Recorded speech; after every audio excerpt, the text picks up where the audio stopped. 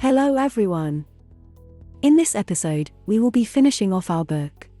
Get everything you need ready. We have a lot of details to cover, so let's get started. It's time to start working on the page layout for your children's book. In this section, first, select the book interior template and then customize it with your own images and text. To add your writing, click on the text tool in the left-hand sidebar and drag a text box onto your page. Type or paste in your writing and then adjust the font, size, and color to your liking. Choose a playful, kid-friendly font like Comic Sans MS or Marker Felt. Adjust the font size and spacing to make the text easy to read.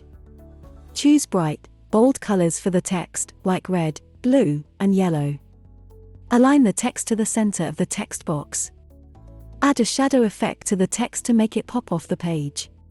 By following these steps, you can create a text layout that is engaging and visually appealing for your audience. Similarly to the previous part, now let's work on our illustrations. Choose the layout for your page.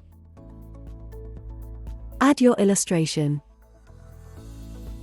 Add text boxes. Now, customize your text. To combine your text and illustrations, simply drag and drop your text box onto the page and position it where you want it to go. You can also resize and adjust the text box to fit with your illustrations. Now, you just do that for every page of your children's storybook until your work is complete. Once you've finished designing your pages, save your work and export it in the desired file format. Excellent work! You're 90% done. Our next episode is your most important. If you miss it, the project that you've been working so hard on will completely fail.